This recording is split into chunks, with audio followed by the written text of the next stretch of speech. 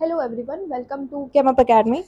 So, in today's lecture, we shall be starting a new topic that is photochemistry, and this topic shall be important for your BSc also and for your MSc also, and most importantly, we shall be focusing upon UPSC for mains examination that could be asked in your organic chemistry, of course. So, this topic actually holds great importance for your UPSC examination, and if you are in masters or degree for your chemistry, then in the second semester or in the third semester you will have to study it as a subject, as a whole subject. So I would try to cover up all the topics, majorly focusing upon the UPSC geochemist. So let me just write down the heading as unit.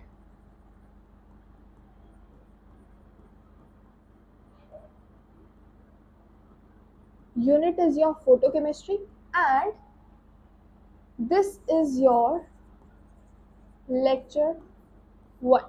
So what is meant by photochemistry? When we talk in terms of photochemistry, photo refers to light. Photo, anything from photo refers to nothing, but it refers to light. So we can say photo is nothing, but photo is light. And when we talk of chemistry, chemistry is basically simplified as reactions. So we can say that the reactions that occur in presence of light is known as photochemistry. और उसी से related जितनी भी सारी चीजें होंगी हम इसमें कवर कर लेंगे. तो आज के लिए the topic that we shall be having it topic that we shall be having is basics of photochemistry. इसी बेसिक्स के अंदर एक मोस्ट इंपॉर्टेंट टॉपिक आता है that is known as Jablonski diagram. तो in order to understand what Jablonski diagram actually is, उससे पहले आपको बेसिक्स पता होने चाहिए. तो for that only we are conducting this class. So I hope you all will pay great attention towards it. तो photochemistry होती क्या है? तो any reaction occurring in presence of light, in presence of light is called photochemical reaction.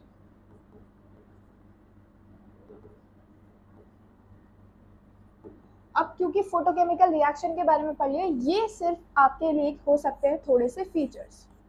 These are nothing but the features. Next feature is the source of energy. Energy की जो source है, energy source जो है आपकी, वो क्या है? सिर्फ लाइट है, एच म्यू है. एनर्जी की जो सोर्स है that is nothing but your light. Also if we talk regarding our thermodynamic stability, तो it is always negative. Rg is always negative. तो ये थोड़े बहुत फीचर्स हैं जहां पर हम कह सकते हैं फोटोकेमिस्ट्री के लिए इट सेज दैट आपकी रिएक्शन लाइट के प्रेजेंस में होगी. सोर्स आपका एनर्जी का एच म्यू होता है. ऑल्सो एक और पॉइंट है जो कहता है क्या कि यहाँ पर टेम्परेचर का effect is almost negligible. Almost negligible मतलब अगर हम इसको थर्मो या फिर थर्मल प्रॉपर्टीज के हिसाब से या फिर थर्मल रिएक्शंस के हिसाब से कंसिडर करें, जहां पर टेम्परेचर मेजर रोल प्ले करता है, तो ये वहां से थोड़ा अलग है. मतलब जो हमारी फोटोकेमिकल रिएक्शंस होती हैं they are majorly independent of temperature, या फिर जो टेम्परेचर का रोल होगा वो इतना ज़्यादा नहीं होता. तो ये थोड़े बहुत फीचर्स थे regarding your photochemistry. Then coming on to एक बेसिक कंसेप्ट. तो बेसिक कंसेप्ट में सबसे पहला जो कंसेप्ट आता है that says laws of photochemistry. अगर हम लॉज ऑफ फोटोकेमिस्ट्री की बात करते हैं तो वी हैव मेजरली 2 लॉज. वैसे तो 3 लॉज हैं बट बड़े बेसिस पर अगर बात करेंगे तो हमारे पास दो ही लॉज होते हैं. पहला आता है ग्रोथस ड्रेपर लॉ और दूसरा आता है आपका स्टार्क आइंस्टीन लॉ. अब एक को बोल दिया ग्रोथस ड्रेपर, या फिर आप इसको बोल सकते हो फर्स्ट लॉ ऑफ फोटोकेमिस्ट्री. इसको फर्स्ट लॉ बोला है तो we can call it the second law of photochemistry. ठीक है, इसी को यहाँ पर जो दिया था वो आपके साइंटिस्ट ग्रोथर्स ने दिया था और ड्रेपर ने। यहाँ पर पहले स्टार्क ने दिया था, बाद में रीस्टेट करने के तौर पर आइंस्टीन ने इस लॉ को दे दिया था। That's why it is known as Stark Einstein, या फिर इसको एक और नाम से जाना जाता है जो होता है लॉ ऑफ इक्विवेलेंस।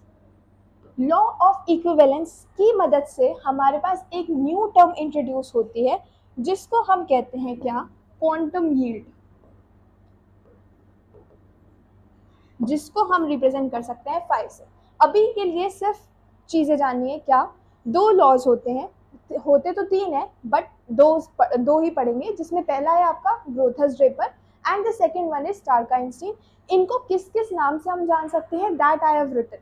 अगर हम पहले लॉ के बारे में बात करते हैं तो हमारा पहला लॉ कहता है ग्रोथर्स ड्रेपर के लिए कि अगर आपको फोटोकेमिकल रिएक्शन करानी है या फिर अगर आप चाहते हो कि किसी भी रिएक्शन को हम फोटोकेमिकल रिएक्शन बोले, तो for that particular thing light का एब्जॉर्ब होना इन form of energy is very important.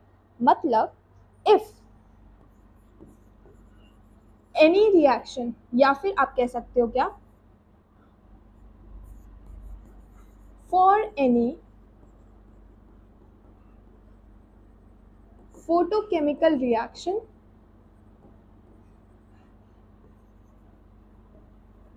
absorption of light is necessary।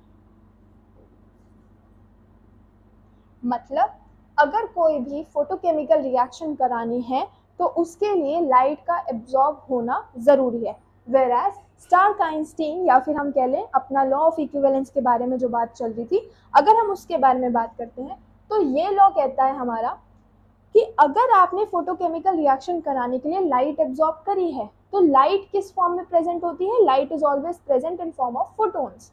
अब फोटोन, अगर आपने एक फोटोन एब्जॉर्ब किया है तो वो in order to give a photochemical reaction वो सिर्फ एक मॉलिक्यूल को एक्साइट करेगा। यहाँ पर जब हम बात कर रहे थे हमने कोई नंबर की बात नहीं की थी, that's why the term equivalence was involve because we were involving the number of molecules. कितने फोटोन से कितना लेवल ऑफ मॉलिक्यूल्स एक्साइटेड हो रहे हैं या फिर कितने नंबर ऑफ मॉलिक्यूल्स एक्साइटेड हो रहे हैं, तो उसी का पता लगाने के लिए वी बॉट अनदर लॉ जिसको बोलते हैं स्टार्क आइंस्टीन लॉ, जो कहता है क्या,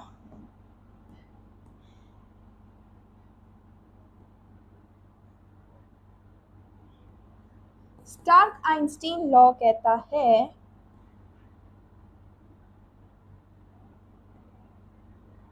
या फिर लॉ ऑफ इक्विवेलेंस बोल सकते हैं, for any molecule, I hope it is visible,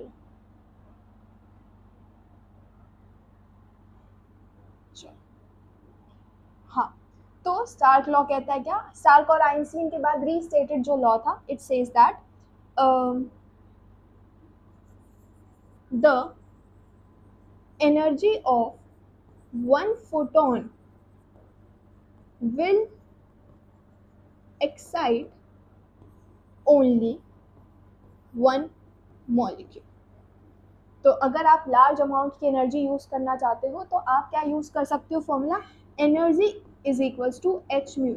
एक एनर्जी के लिए जितने नंबर ऑफ मॉलिक्यूल्स को आपको एक्साइट कराना है तो उसके लिए एच म्यू।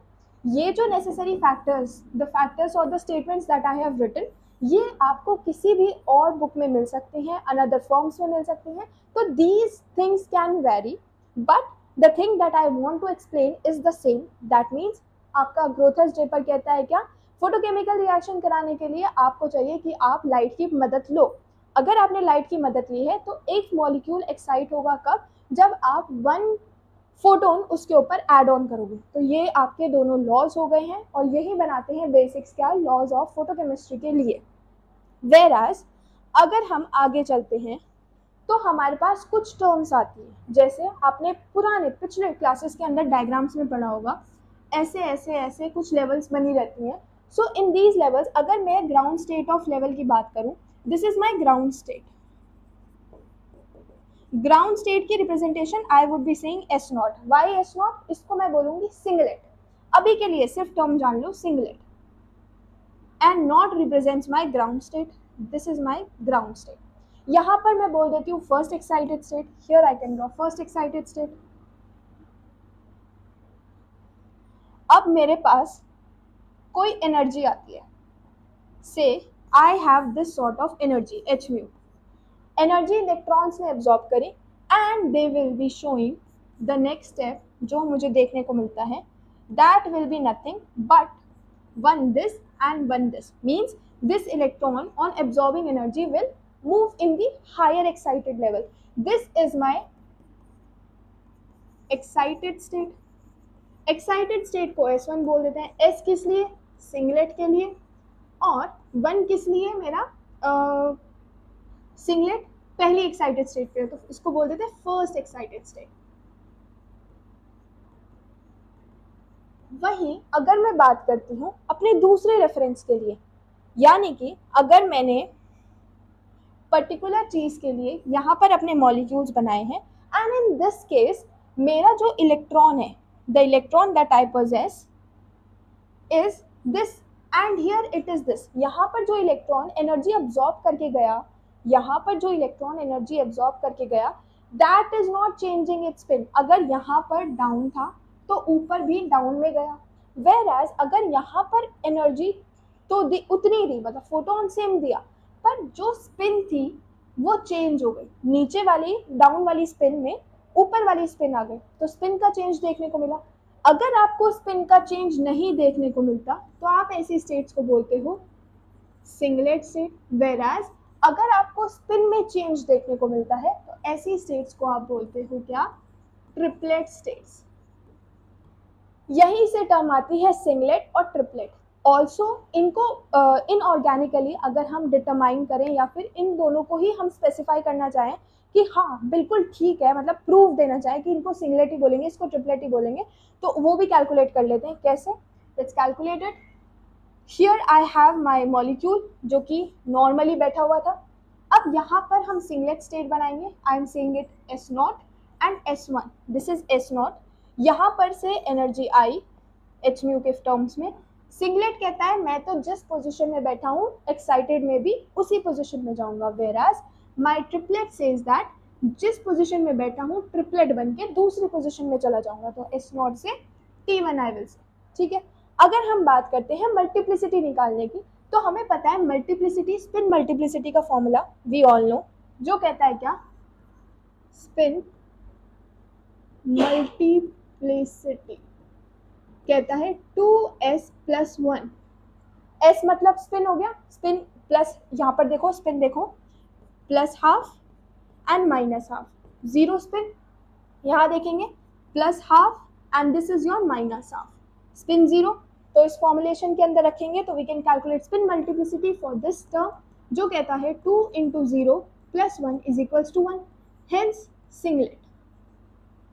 वेयरएज अगर सेम टर्म की बात आ जाती है, सेम टर्म क्या कहती है? यहाँ पर देखो plus half and here also it is plus half, triplet में। हाँ चलो इसी से बना देते हैं। And here also it is plus half. Singlet ने बोला मैं विदाउट स्पिन चेंज जाऊंगा, ट्रिपलेट ने बोला अगर मैं ऐसा हूं तो मैं तो स्पिन चेंज करके जाऊंगा, तो स्पिन चेंज करके गया तो plus half and plus half, spin goes for 1। तो स्पिन मल्टीप्लिसिटी अगर हम कैलकुलेट करते हैं 2 × 1 + 1 विल गिव अस 3। यहाँ से टर्म आई सिंगलेट, तो यहाँ से जो term I that will be your triplet.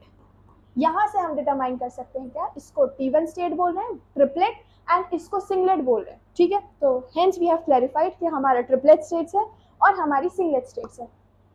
एक और बात अगर इसके बारे में जान लेते हैं, यहाँ पर हमारी स्पिन में, चलो नेक्स्ट पेज पे we can write, here I would be writing singlet and here triplet.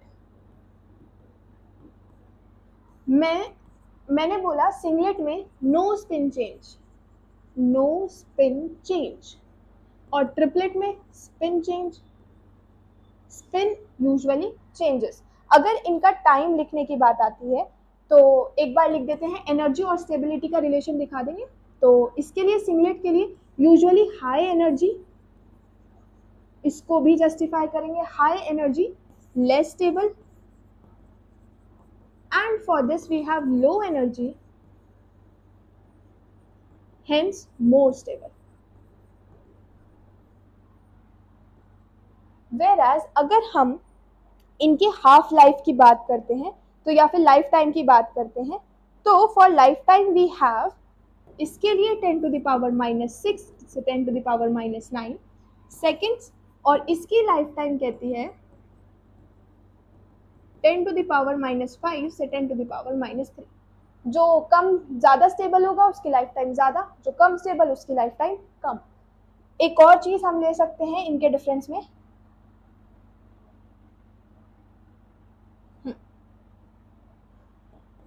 यहाँ का जो नेचर होगा मैग्नेटिज्म, तो it will be diamagnetic, whereas यहाँ का magnetism will be paramagnetic.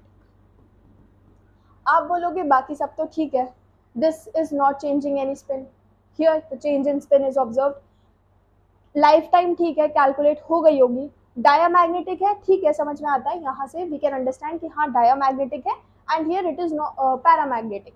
But how come you are saying it is high in energy and it is less stable and it is low in energy and it is more stable? How can you say such facts? So for that हम आते हैं अपने वापस diagram के ऊपर, जो कहता है क्या, यहाँ पर मैंने बोला it is more stable,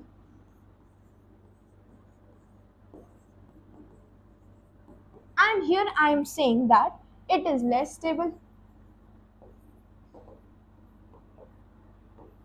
Why is it so? अब देखो यहाँ का जो इलेक्ट्रॉन है और यहाँ का जो इलेक्ट्रॉन है, दोनों इलेक्ट्रॉन सेम स्पिन में है, because they are in same spin, therefore यहाँ पर एनर्जी की पैरिटी पॉसिबल है, मतलब ये इलेक्ट्रॉन्स आपस में एक दूसरे को एक्सचेंज कर सकते हैं, ये वाला ऊपर ये वाला नीचे, therefore energy parity exist. Whereas यहाँ पर अगर हम देखें तो because of the change in the spin, change यहाँ पर हुआ है बट स्पिन चेंज देखें तो ये ऊपर है ये नीचे है, तो यहाँ पर स्पिन चेंज होने की वजह से एनर्जी पैरिटी नहीं है, मतलब ये दोनों एक दूसरे को क्रिस क्रॉस नहीं कर सकते, because of that we would say that this is less stable and this is more stable, hence I would say that our point number 2 is also justified on basis of what? On basis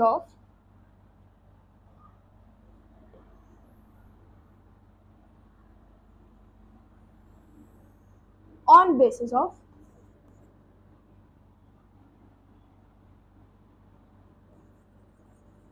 energy parity.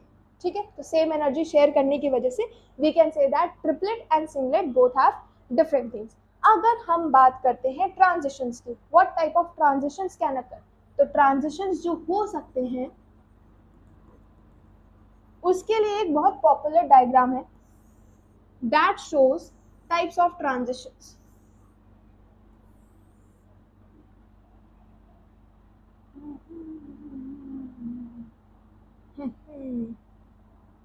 Here, like this we can place sigma, pi, n, pi star and sigma star। तो types of transitions अगर हम देखें तो हमारे पास कौन कौन से types of transitions available होंगे। पहला सिग्मा टू सिग्मा स्टार जो कि हाईएस्ट ट्रांजिशन पॉसिबल है, और एक ले लो पाई से पाई स्टार, तो sigma to sigma star and pi to pi star, एक तो ये टाइप ऑफ ट्रांजिशन। एक pi n to pi star जो कि कह सकते हो not favourable, majority of the times के लिए ये फेवरेबल नहीं होता। और एक आता है हमारा एन से sigma star, this is the level of energy. Now from this diagram we can see largest amount of energy चाहिए इसको, लार्ज अमाउंट ऑफ एनर्जी, तभी इसके लिए बोला जाता है कि आप लोग मेजरली सैचुरेटेड हाइड्रोकार्बन्स, इसके लिए हम लेते हैं क्या, majorly we take saturated hydrocarbons, saturated hydrocarbons. Now अगर हम लीस्ट एनर्जी के बारे में देखें तो लीस्ट एनर्जी पर हमारा आता है n to pi star of transition। Since we are considering n to pi star transitions, therefore we can say that they are usually not favorable, still कुछ कुछ दिखा देते हैं those possessing those possessing double bonds. और similarly अगर हम बात करें N2 सिग्मा स्टार ट्रांजिशंस की, तो ये ट्रांजिशंस आपके पास वो दिखाएंगे, वो हाइड्रोकार्बन्स दिखाते हैं जिनके पास होता है लोन पेयर. तो these are the type of transitions that you can see, और इन्हीं के साथ we have mentioned the examples. So in transitions के बारे में most of the time things are asked, so you will have to explain.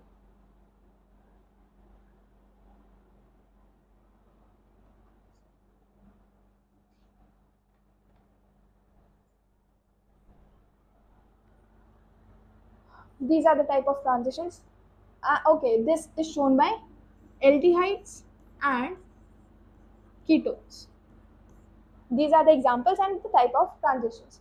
Now coming on to photosensitization thing, थोड़ा important, photosensitization.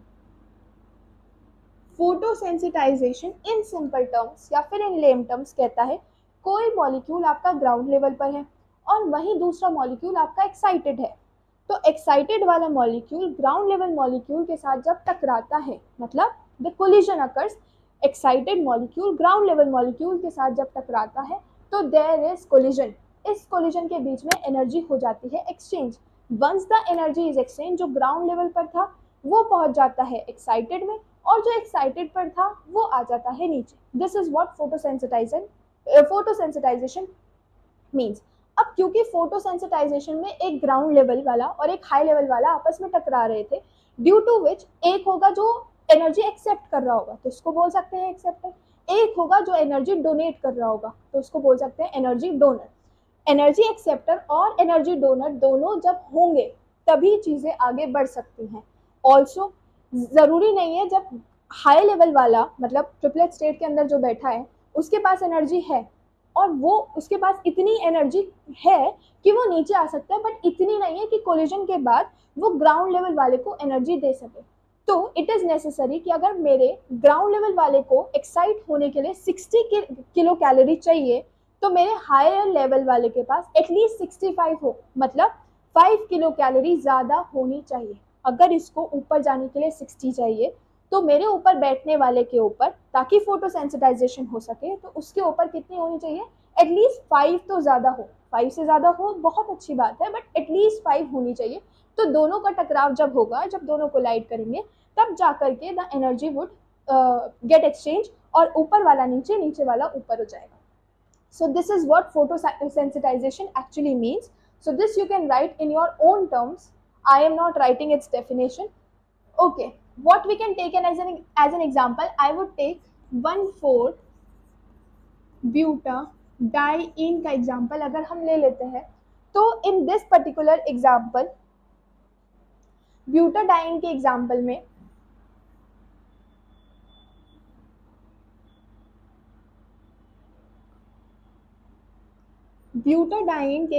में अगर मैंने इसको 250 नैनोमीटर एनर्जी दी, 250 nanometre energy देने के बाद मुझे कोई रिएक्शन देखने को नहीं मिल रही, whereas when I bring butadiene in presence of benzophenone और थोड़ी एनर्जी भी बढ़ा देते हैं, 350 नैनोमीटर कर देते हैं, तो मुझे फोटोकेमिकल रिएक्शन देखने को मिलती है. This is my photochemical reaction. Observe, ऐसा कब हो रहा है, क्यों हो रहा है, तो उसके लिए वी हैव एन एग्जाम्पल जो कहता है क्या, I am making my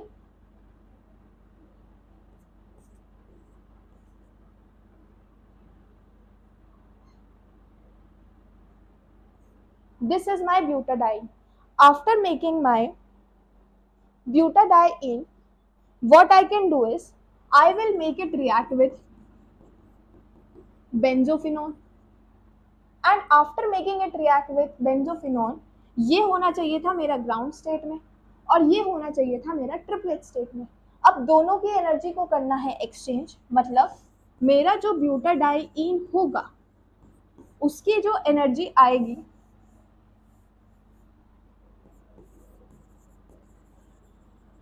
butadiene S not में प्रेजेंट है, इसकी जो एनर्जी होगी अब ये ट्रिपलेट में पहुंच जाएगा and my benzophenone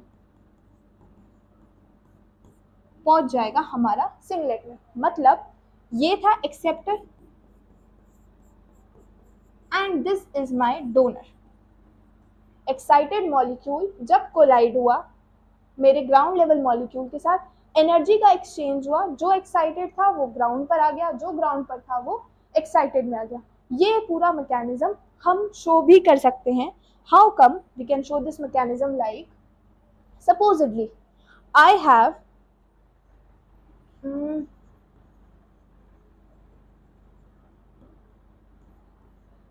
have like benzophenone।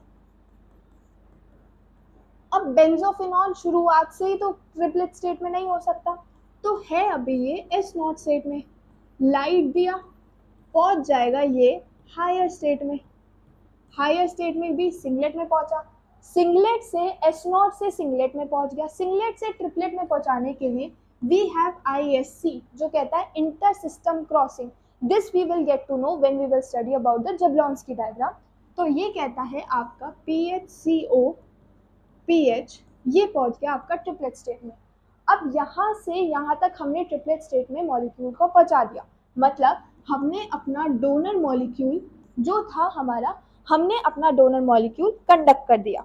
अब डोनर मॉलिक्यूल कंडक्शन के बाद अगर हम बाकी रिएक्शन कन्वर्ट कराते हैं तो हमारी रिएक्शन करानी होगी अपने ब्यूटाडाइन से। ब्यूटाडाइन को भी लेना पड़ेगा सिंगलेट स्टेट में। ये सिंगलेट में ये ट्रिपलेट में होना था क्या? एक्सचेंज। तो कर दो डायरेक्ट एक्सचेंज, जो कहता है क्या PHCO PH पहुंच गया आपके सिंगलेट में, और यहीं पर आपका दूसरा मॉलिक्यूल जो था butadiene, it was in singlet, so it will be in triplet. Hence this is known as your photosensitization reaction. इसी को बोला जाता है क्या? photosensitization reaction, and this is how the things actually work. आप इसको दोबारा रिएक्ट कराना चाहते हो अपने सिंगलेट मॉलिक्यूल्स के साथ या फिर सिंगलेट ब्यूटाडाइन के साथ, तो आपके पास और भी मॉलिक्यूल्स बन सकते हैं like this, and things can carry on again and again. तो आप जितनी बार उनको रिएक्ट कराना चाहते हो तो आप उतनी बार रिएक्ट करा सकते हो, so as to get the product as 4 and 4 will give us 8 and 1 2. These are the double bonds. So this is how the mechanism works. पहले सिंगलेट को ट्रिपलेट में किया ताकि वो डोनर बन सके। डोनर के बाद जो हम दूसरा स्टेप लेकर आए, मतलब we bought in what? We bought in acceptor. Acceptor लाने के बाद डोनर एक्सेप्टर दोनों मिलकर के क्या लेकर आए रिएक्शन को? फोटोसेंसिटाइजेशन। ये रिएक्शन हुई कैसे? जब सिंगलेट वाला हो गया डबलेट में और ट्रिपलेट में, और जब ट्रिपलेट वाला हो गया सिंगलेट में। अगर आप फर्दर उसको रिएक्ट कराना चाहते हो तो प्रोडक्ट सच एज दिस, या फिर आपका एक और प्रोडक्ट है कुछ इस तरीके का, तो सच sort of products could be made. तो आप ऐसे भी जो है प्रोडक्ट्स अपने बना सकते हो। This is how the reaction mechanism looks like. So this was all about photosensitization. In the next class, we shall be moving on forward about this lecture only, and it shall be related to your Jablonski diagram, and only Jablonski diagram, which is important as most of the times in your normal examination, I mean the college examination of course, and UPSC of course. So it has a record of coming into examination from 10 years, at least in 8 years it came. So you can just imagine the importance of Jablonski diagram. So in tomorrow's lecture, just stay tuned and keep watching.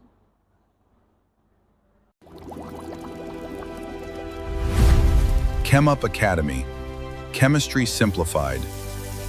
Success amplified.